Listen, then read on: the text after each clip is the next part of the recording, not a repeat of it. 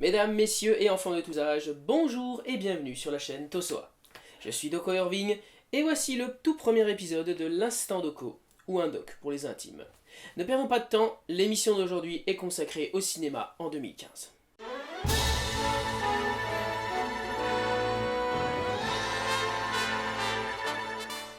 En prenant pour base les dates de sortie françaises, j'ai vu en tout 57 films dans les salles obscures l'an dernier. Comme d'habitude, il y a du bon, et il y a du moins bon aussi. Mais je me suis dit que pour faire plus ample connaissance, j'allais vous dévoiler mon top et mon flop des films sortis en 2015. Cet exercice est évidemment purement subjectif.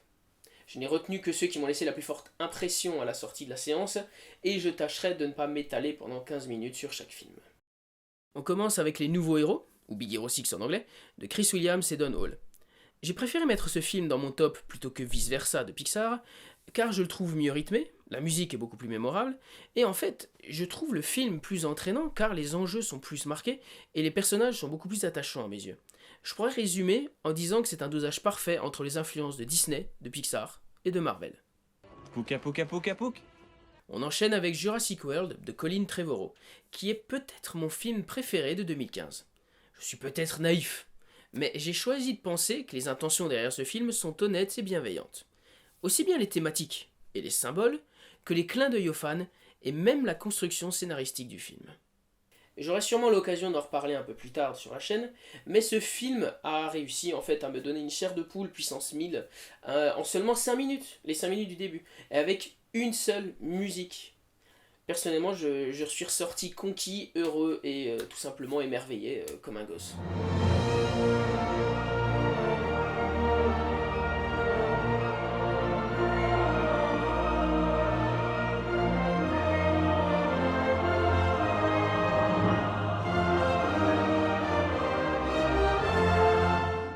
On continue ce top avec Chappie de Neil Blomkamp.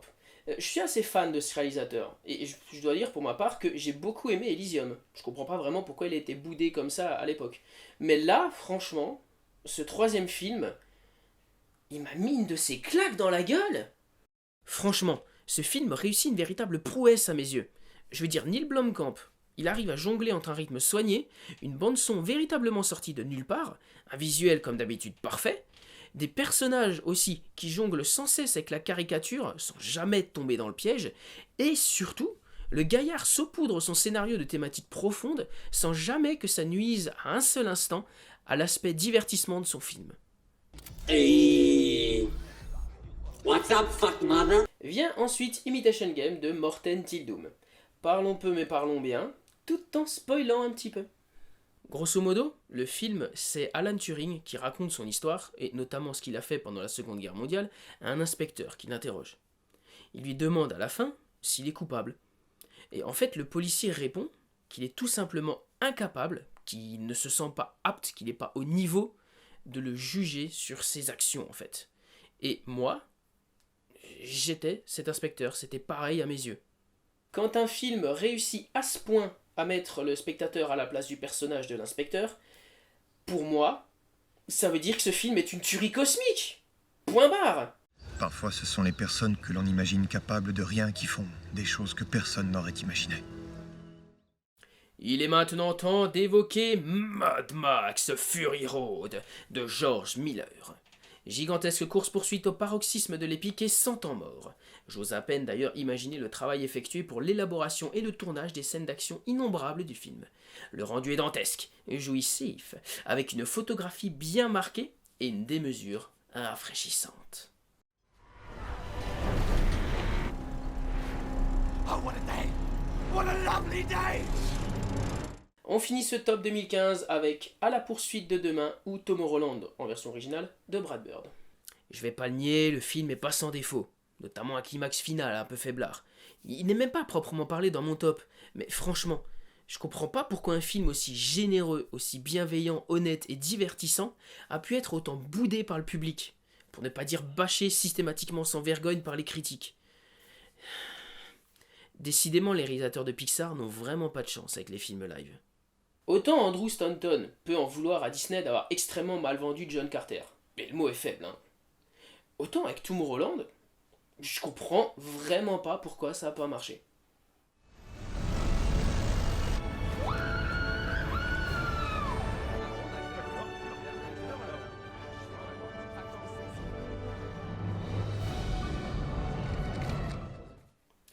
poursuit cette vidéo avec les flops de 2015. Vous savez, les trucs tout pourris, les films qui vous ont déçu, voire même énervé carrément. Je serai un peu plus concis en général. J'ai pas vraiment envie de raviver le traumatisme. Allez, puisqu'il faut bien commencer par quelque chose, Knock Knock de Eli Roth. Ou le film qui ne va jamais au bout de son concept, qui ne propose rien en termes d'ambiance, de sadisme, d'humour noir, ou même de violence. Quand on sait que le gars nous a pondu Hostel à la base. Puis bon, accessoirement, les personnages sont insupportables. Avif de John Wells, ou la version chiante, vide, sans enjeu ni rebondissement de Cauchemar en cuisine. Le casting pourtant avait de quoi créer la surprise, mais bon, faut croire que rien ne vaut Gordon Ramsay qui te hurle au visage que tu as tellement d'huile dans tes plats que les États-Unis veulent envahir ta casserole pour récupérer tes ressources. Pixel de Chris Columbus. À mes yeux, c'est le contraire absolu de Jurassic World ou À la poursuite de demain. On te prend un court-métrage sympa, qui rendait hommage aux jeux vidéo de l'ère 8 bits. On fout Adam Sandler, un humour pathétique, une histoire d'amour inutile, une intrigue qui n'a pas de quoi remplir 1h30, et au passage, on massacre systématiquement les seconds rôles qui méritaient tellement mieux, quoi. Non mais franchement, une comédie chiante, pas drôle, aussi honnête qu'une promesse d'homme politique en période électorale. Ce film est une merde, c'est tout. Y a quoi au menu après? Ah oui, Hitman Agent 47 de Alexander Bach. Alors ça commence avec une scène d'action illisible. On nous présente des personnages aussi génétiquement modifiés qu'ils doivent être hors sujet que les jeux vidéo, hein. Et puis je vois même pas pourquoi je continuerais la liste. Les aventures d'un tueur à gages professionnel, de l'infiltration, avec comme passage majeur des hommes de main qui descendent des immeubles en rappel, en plein jour au milieu du centre-ville, pour bombarder une voiture bloquée, un feu rouge. Non mais les mecs... Merde quoi. Et on n'a même pas encore parlé du plat de résistance. Franchement, Le voyage d'Arlo de Peterson. Ça, c'est un film qui vaut des points. Ce truc, c'est le premier Pixar qui m'est profondément déçu. S'il n'y avait pas eu le visuel à te scotcher la rétine, j'aurais même cru à la pire blague nulle du monde. La quête initiatique est vue des centaines de fois, et pour les multiples niveaux de lecture, tu repasseras, hein. Les personnages, eux, ils sont totalement random et ils ont aucun intérêt. Les thématiques sont bas du front, il n'y a aucun enjeu scénaristique, et le pire, mais ça reste le postulat de base, quoi. Je veux bien avaler n'importe quoi, sous prétexte que voilà, c'est un dessin animé, c'est pour les gosses. Mais des brontosaures agriculteurs? Des brontosaures? Et les humains se comportent comme des chiens? Mais film, je te hais! On finit cette rétrospective de 2015 avec Les 4 Fantastiques de Josh Trank. Ce film est un peu un cas à part. Limite, même, ça pourrait être un cas d'école, de pourquoi les producteurs ne devraient pas se prendre pour des réalisateurs.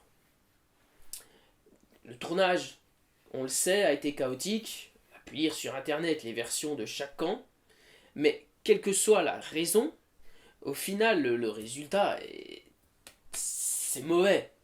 Et pourtant, le film a une très bonne première partie, qui proposait un contenu atypique pour un film de super-héros. Mais passé le voyage dans l'autre dimension, on assiste à un spectacle radicalement différent. Il y a peu d'originalité, il y a des perruques blondes douteuses, l'intrigue est expédiée, et puis bon, surtout, le climax est sans aucune innovation. Je veux dire, le concept vient de Man of Steel, il y avait beaucoup plus d'impact dans ce film-là. Bref, j'aurais vraiment aimé voir une version 100% signée de Josh Trank, mais nous n'aurons jamais qu'un film bâtard, qui commence brillamment, et qui se conclut d'une façon que l'on n'espérait plus voir chez la Fox depuis la sortie d'Avatar. Nous pouvons à présent tourner la page de 2015, mais cette vidéo n'est pas encore totalement terminée. En effet, il me reste à évoquer les films qui me mettent la hype over 9000 pour 2016. Évidemment, comme d'habitude, il y aura des films que j'irai voir sans trop réfléchir, que ce soit le dernier Tarantino ou le dernier Spielberg. Mais d'un autre côté, ces films ne créent pas en moi une réelle impatience de chaque instant.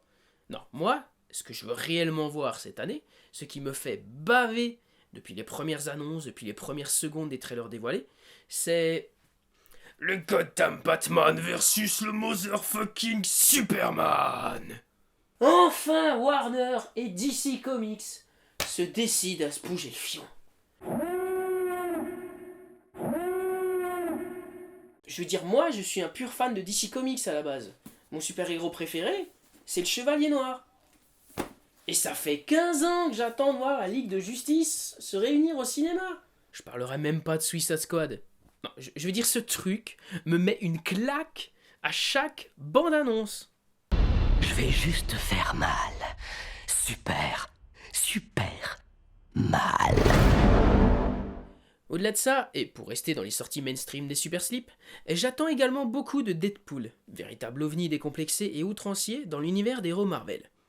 Évidemment, Captain America 3 Civil War et sa petite promesse d'affrontement interne me titillent le hypomètre. Et, pour finir, dans un tout autre registre qualitatif, j'ai une réelle attente pour Gods of Egypt. Non mais je veux dire ce truc, non mais regardez quoi. Ça a tellement l'air d'être une bouillie numérique sans aucune cohérence. Moi je signe tout de suite pour la rigolade entre potes un samedi soir. Hein. Sans regret.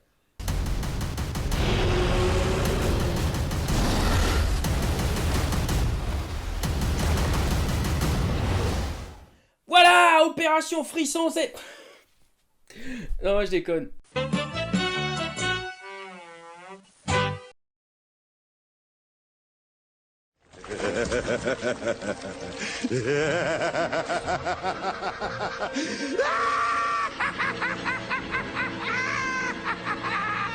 Ce premier instant doco ou un doc pour les intimes est à présent terminé.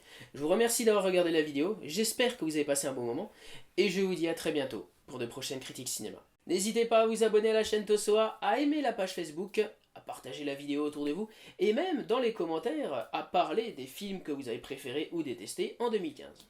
Salut tout le monde, à la prochaine, et surtout n'oubliez pas le dicton d'un numéro 1, travaillez de concert pour le bien d'un monde de paix.